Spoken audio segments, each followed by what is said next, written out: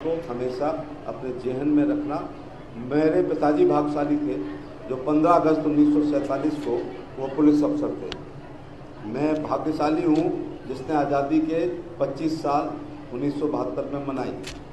एक छात्र के रूप में मैंने वाद विवाद प्रतियोगिता में भाषण लिया। मैं भाग्यशाली हूँ जब आज़ादी के 50 साल हुए मैं एमपी था।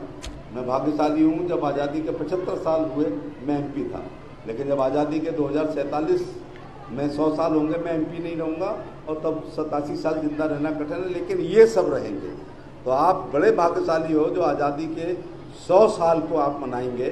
मेरी बात याद रखना, जब आज से 26 साल बाद जब आज़ादी के 100 साल आप मनाएं तो एक बात याद रखना, कोई भी यहाँ भी चीफ गेस्ट आएगा, कोई एमएलए एमपी मंत्री कलेक्टर एसपी कोई आएगा, प्रबंध तंत्र के लोग आएंगे, लेकिन याद रखना तब उसके भाषण में होगा भारत विश्व में विकसित राष्ट्र है, भारत सुपर पावर है, भारत नंबर 1 इकोनॉमी है और भारत अपने आध्यात्म से विश्व गुरु है।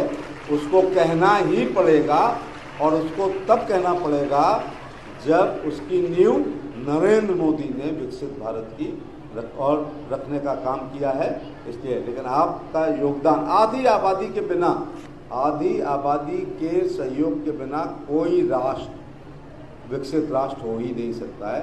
इसमें इन 2800 बच्चियों की बहुत बड़ी भूमिका होगी। मेरे शहर के, मेरे परिवार की 2800 लड़कियों को यहाँ पर संस्कार दिए जाते हैं, तो मेरे से ज़्यादा कृतज्ञता कौन ज्ञापित करेगा।